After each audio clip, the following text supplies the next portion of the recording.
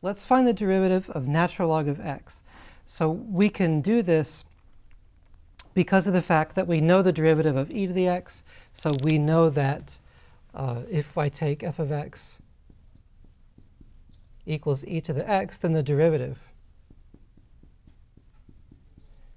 equals e to the x. We've seen that in a previous video. And so now if I take y equals natural log of x, how can I find the derivative? Well, there's basically two ways to do this.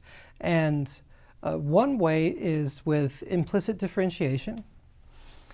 And the way that I'll do that is I can take this equation and let's exponentiate both sides. So let's look at maybe e to the y equals e to the natural log of x equals x. So I get e to the y equals x.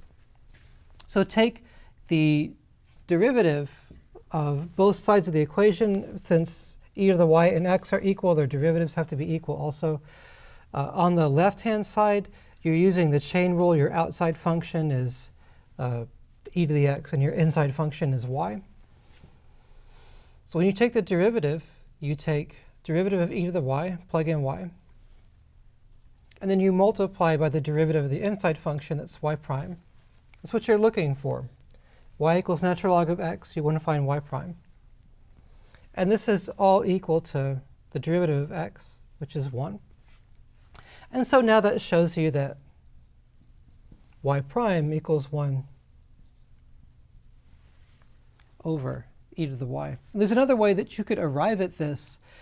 If you know that y equals natural log of x, then because of the fact that natural log and e to the x are inverses of each other, if you want to find the derivative of natural log at the point x, then what you can do, I'll go ahead and write it again. If you want to find the derivative of natural log at the point x, what you can do is you can look at the inverse function, that's e to the y,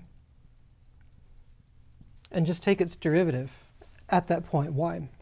And since the derivative of e to the y is equal to e to the y, you wind up with this equation.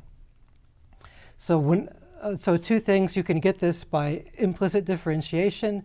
You always end up with 1 here and then solve to get 1 over. Or you can say the derivative of the inverse function at x, it's 1 over the derivative of the original function at the point y. So continuing on now, to find a formula for this in terms of x, well, I have to figure out e to the y, and I know that y is natural log of x. So I'm going to get e to the natural log of x, so that's just going to give me 1 over x, just using the fact that e to the natural log of x is equal to x.